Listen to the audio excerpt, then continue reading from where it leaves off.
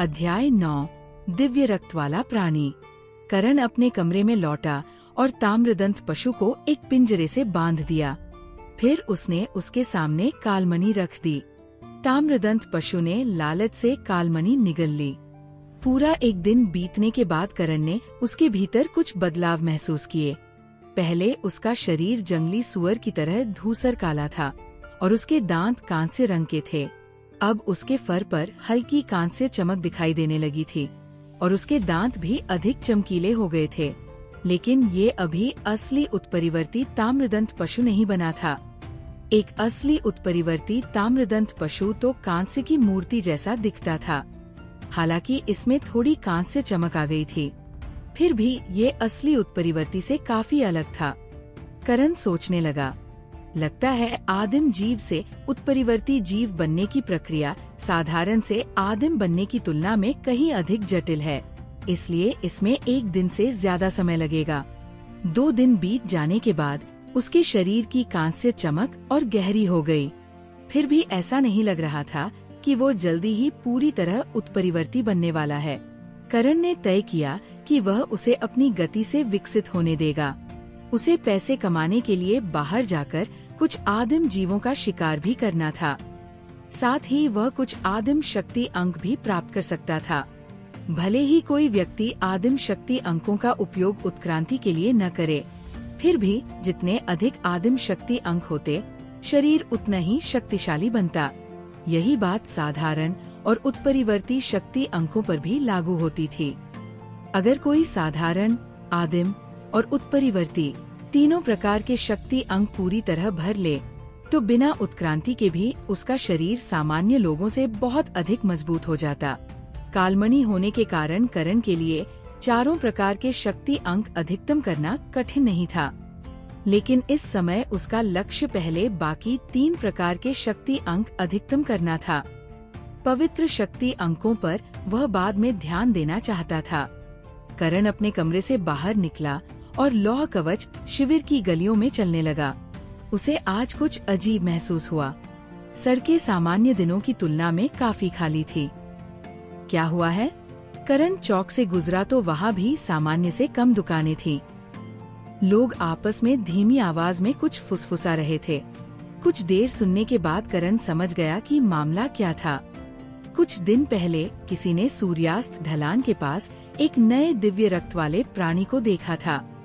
न जाने कैसे लौह कवच शिविर के तीनों बड़े गिरोहों को इसकी खबर मिल गई।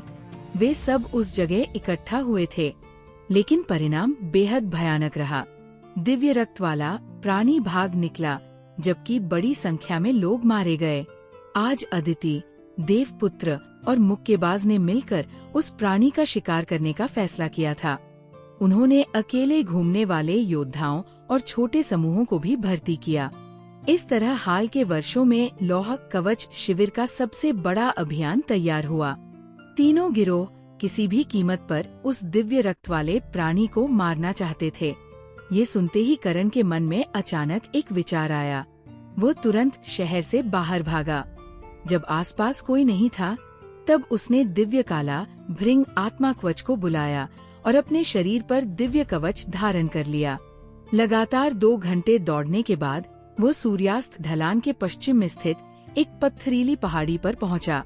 काफी मेहनत से ऊपर चढ़ने के बाद उसने सूर्यास्त ढलान की ओर देखा। वहाँ हजारों लोग चीखते चिल्लाते लड़ रहे थे। भीड़ के बीच एक भयानक राक्षस खड़ा था। उसका सिर बैल का था, ऊपरी शरीर मनुष्य जैसा और निचला हिस्सा घोड़े जैसा। उसके हाथ में स्वर्ण कुल्हाड़ी थी। वह भीड़ को बेरमी से चीरता आगे बढ़ रहा था। उसकी कुल्हाड़ी का एक भी वार कोई सहन नहीं कर पा रहा था। करण ने उसी समय देखा कि वह राक्षस देवपुत्र पर वार कर रहा है। देवपुत्र के पास रक्तिम तलवार होने के बावजूद वो सीधा वार रोकने की हिम्मत नहीं कर पाया। वह तुरंत अपनी त्रिश्रृंगी दैत्य सवारी पर पैर रखकर पीछे उछल गया। गर्र! स्वर्ण कुल्हाड़ी त्रिश्रृंगी दैत्य पर गिरी और उसे 2 हिस्सों में चीर दिया। देवपुत्र का दिल टूट गया। उत्परिवर्ती आत्मा कवच सवारी बेहद दुर्लभ होती थी। उसकी कीमत एक छोटे अंतरिक्ष यान जितनी होती थी। करण स्तब्ध रह गया।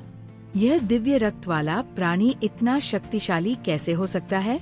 वह प्राणी पागलों की तरह दौड़ता हुआ लोगों का सहार कर रहा था।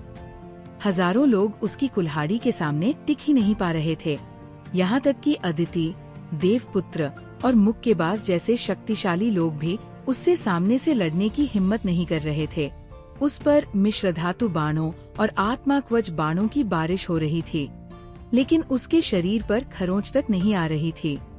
जब भी वह कुल्हाड़ी घुमाता, कोई उसके पास आने की हिम्मत नहीं करता। करण के मन में यही कल्पना थी कि एक दिव्य रक्त वाला प्राणी ऐसा ही होना चाहिए। उसने जो दिव्य काला भृंग मारा था, वह इसके मुकाबले बहुत कमजोर था। वह तो बस सामान्य काले भृंग से थोड़ा अधिक शक्तिशाली लगा था। लोग उस प्राणी को घेर कर फंसाना चाहते थे, लेकिन अब देवपुत्र की सवारी के नष्ट हो जाने से उनकी सबसे महत्वपूर्ण रुकावट टूट चुकी थी। दिव्य रक्त वाला प्राणी पागलों की तरह दौड़ता हुआ स्वर्ण कुल्हाड़ी घुमा रहा था। उसके पीछे चीखें, खून और कटे हुए अंग बिखरते जा रहे थे। कुछ ही क्षणों में वह घेराबंदी तोड़कर पहाड़ की ओर भाग निकला।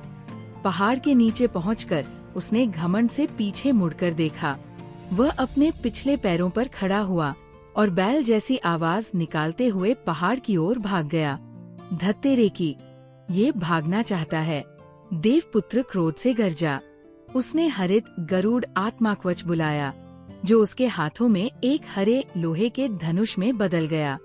फिर उसने एक अग्निमय षटपंखी ततैया के आकार वाला आत्माकवच बुलाया और उसे बाण की तरह चढ़ा दिया। ये देखकर अदिति और मुक्केबाज दोनों चौंक उठे। दिव्य षटपंखी ततैया आत्माकवच। उन्होंने पहले देवपुत्र के साथ मिलकर उस दिव्य षटपंखी ततैया का शिकार किया था। अंतिम वार देवपुत्र ने किया था, लेकिन किसी ने नहीं सोचा था कि उसे उसका आत्माकवच भी मिल जाएगा। पूरे लौह कवच शिविर में 10 से भी कम दिव्य आत्माकवच लोगों ने देखे थे, और उनमें से कई तो उन लोगों के थे जो पहले ही वीरलोक जा चुके थे। देवपुत्र, रुक जाओ! रोहित त्यागी चिल्लाया। ये ऐसा आत्माकवच है जिसे सिर्फ एक बार इस्तेमाल किया जा सकता है। अगर तुम इसे मार नहीं पाए तो। लेकिन तब तक बहुत देर हो चुकी थी। देवपुत्र ने पूरी ताकत से दिव्य ततैया बाण छोड़ दिया। वह लाल बिजली की तरह आकाश चीरता हुआ दिव्य रक्त वाले प्राणी की ओर गया। धड़ाम! प्राणी ने खतरा महसूस कर पीछे मुड़कर देखा। अगले ही पल दिव्य ततैया बाण उसकी छाती में घुसा और विस्फोट कर गया। उसका शरीर फट गया। आंतरिक अंग और खून चारों ओर बिखर गए। विशाल राक्षस जमीन पर गिर पड़ा। उसकी जीवन शक्ति तेजी से समाप्त हो रही थी। देवपुत्र गर्व से गरजा, मेरी सवारी को मारने की हिम्मत की थी। मैं तुम्हें जिंदा नहीं छोड़ता। वह राजा की तरह खड़ा था और चारों ओर लोग स्तब्ध होकर उसे देख रहे थे। अदिति भी उसकी ओर देख रही थी। लेकिन तभी एक हरी परछाई आकाश से नीचे गिरी। वह सीधे मरते हुए प्राणी के शरीर पर जा गिरी और उसका अंत कर दिया। अगले ही पल एक सुनहरी आकृति पत्थरीली पहाड़ी से नीचे उतरी। उसने स्वर्ण कुल्हाड़ी अपने कंधे पर उठाई और बिजली की गति से पहाड़ों की ओर भाग गई। मुद्रा! सुयश ने तुरंत करण के अनोखे दिव्य कवच को पहचान लिया और जोर से चिल्लाया। अध्याय 10 रक्त संहारक। करण पत्थरीली पहाड़ी पर छिपा हुआ था जब दिव्य रक्त वाला प्राणी उसकी दिशा में भागता हुआ आया। वह अभी ये तय ही कर रहा था कि पीछे हटना चाहिए या नहीं। तभी उसने देखा कि देवपुत्र ने उस प्राणी को दिव्य ततैया बाण से घायल कर दिया है। करण के भीतर अचानक उबाल उठ गया। उसने तुरंत कांस्य अर्धचंद्रभाला बुलाया और पहाड़ी से नीचे छलांग लगा दी। अगले ही पल उसने पूरी ताकत से भाला फेंका। भाला सीधे उस घायल राक्षस की छाती में जा धंसा। मरते हुए प्राणी की अंतिम सांस वही थम गई। दिव्य रक्त वाला रक्त संहारक मारा गया। दिव्य आत्माकवच रक्त संहारक प्राप्त हुआ।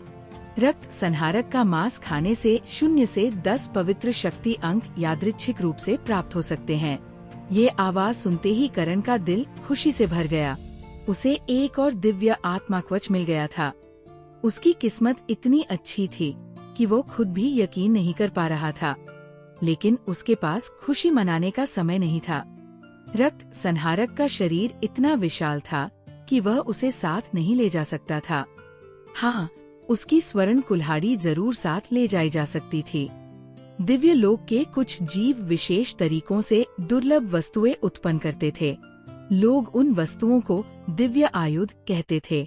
हालांकि दिव्य आयुध आत्माकवच की तरह बुलाए नहीं जा सकते थे, लेकिन शक्तिशाली जीवों द्वारा छोड़े गए दिव्य आयुध उतने ही ताकतवर होते थे। रक्त संहारक के हाथों में स्वर्ण कुल्हाड़ी अद्भुत शक्ति दिखा रही थी। वह आसानी से सामान्य आत्माकवच हथियारों और आत्माकवच सवारियों को तोड़ सकती थी, इसलिए यह एक अत्यंत मूल्यवान दिव्य आयुध था। असल में करण का लक्ष्य केवल वही स्वर्ण कुल्हाड़ी हासिल करना था। रक्त संहारक का दिव्य आत्माकवच मिलना तो उसके लिए अप्रत्याशित सौभाग्य था। जब लोगों ने करण को स्वर्ण कुल्हाड़ी उठाकर पहाड़ की ओर भागते देखा तो हर कोई स्तब्ध रह गया। हरामी! देवपुत्र क्रोध से गरज उठा। उसे समझते देर नहीं लगी कि क्या हुआ है। उसने तुरंत काला वन भैंसा आत्माकवच बुलाया और उसकी पीठ पर सवार होकर पागलों की तरह करण का पीछा करने लगा। उसके पीछे पूरा गिरोह अपनी अपनी सवारियों पर दौड़ पड़ा। हर कोई चिल्ला रहा था और करण को गालियां दे रहा था, लेकिन करण को उम्मीद नहीं थी कि स्वर्ण कुल्हाड़ी इतनी भारी होगी। उसके पास पहले से 8 पवित्र शक्ति अंग थे, इसलिए उसका शरीर पहले से कहीं ज्यादा मजबूत था। फिर भी वह उस कुल्हाड़ी को मुश्किल से उठा पा रहा था। दौड़ना तो दूर की बात थी। करण पीछे मुड़ा और देखा कि देवपुत्र और उसका गिरोह उससे आधा मील से भी कम दूरी पर पहुंच चुका है। रक्त संहारक इसे इतना हल्का कैसे उठा रहा था? मैं इतनी भारी चीज लेकर कैसे भागूं? हालांकि कुल्हाड़ी बेहद भारी थी, फिर भी करण उसे छोड़ने वाला नहीं था। इतना शक्तिशाली दिव्य आयुध वह किसी भी कीमत पर नहीं गवा सकता था। अचानक उसे अपने नए प्राप्त आत्माकवच की याद आई। उसने तुरंत रक्त संहारक के दिव्य आत्माकवच को देखा। उसका प्रकार था रूपांतरण आत्मा। करण की आंखें चमक उठीं। उसने बिना देर किए रक्त संहारक आत्माकवच बुला लिया। एक विशाल छाया उसके सामने प्रकट हुई। वह बिल्कुल रक्त संहारक जैसी दिख रही थी, बस उसके हाथ में स्वर्ण कुल्हाड़ी नहीं थी। अगले ही पल वह छाया तेजी से करण की ओर दौड़ी और उसके शरीर में समा गई। क्षण भर में करण का शरीर रक्त संहारक में बदल गया। उसका दिव्य काला भृंग कवच भी आकार बदलकर उसी विशाल शरीर के अनुसार ढल गया। पूरा शरीर अभी भी दिव्य कवच से ढका हुआ था। आखिर आत्मा कवच सामान्य मानव निर्मित कवचों की तरह कठोर नहीं होते थे। वे शरीर के आकार के अनुसार बदल सकते थे। रूपांतरण पूरा होते ही करण ने अपने भीतर विस्फोटक शक्ति महसूस की। अब स्वर्ण कुल्हाड़ी उसे बिल्कुल हल्की लग रही थी। 4 खुरों पर दौड़ते हुए उसकी गति भी अविश्वसनीय हो गई। करण बिजली की तरह पहाड़ पर चढ़ गया। कुछ ही क्षणों में वह इतनी तेजी से गायब हो गया कि पूरा गिरोह पीछे छूट गया। सब लोग स्तब्ध थे। सब कुछ इतनी तेजी से हुआ कि किसी को प्रतिक्रिया देने का मौका ही नहीं मिला। कई लोग देवपुत्र और उसके गिरोह को बेबस होकर पीछा करते देख मुस्कुरा रहे थे। धत्तेरे की, वह आदमी आखिर था कौन? उबलते कड़ाह में कूदने जितनी हिम्मत है उसमें। और उसे क्या क्या मिला? स्वर्ण कुल्हाड़ी के साथ साथ एक दिव्य आत्माकवच भी। सोच सकते हो उसकी कीमत कितनी होगी? किसी ने तुरंत कहा, क्या तुम्हें लगता है दिव्य आत्माकवच पैसे से खरीदे जा सकते हैं? दूसरा हंस पड़ा, हाँ, देवपुत्र तो पागल हो जाएगा। दिव्य आत्माकवच लगभग उसका हो चुका था और आखिरी पल में कोई उसे छीनकर भाग गया। एक और आदमी बोला, उसने जो बाण इस्तेमाल किया वो शायद एक बार उपयोग होने वाला दिव्य आत्माकवच था। इतना बड़ा निवेश और बदले में क्या मिला? हाँ, मुझे तो डर है कि देवपुत्र सच में अपना दिमाग न खो दे। भीड़ में एक और आवाज गूंजी। किसी ने सोचा भी नहीं था कि रक्त संहारक आत्माकवच देगा। उस आदमी की किस्मत अविश्वसनीय है। वो अकेले उस राक्षस को कभी नहीं मार सकता था। दर्जनों दिव्य रक्त वाले जीव मारने पर भी आत्मा कवच नहीं मिलता और उसने सिर्फ आखिरी वार करके सब कुछ पा लिया। लेकिन वह आदमी आखिर था कौन? क्या लौह कवच शिविर में ऐसा कोई है? किसी ने कहा।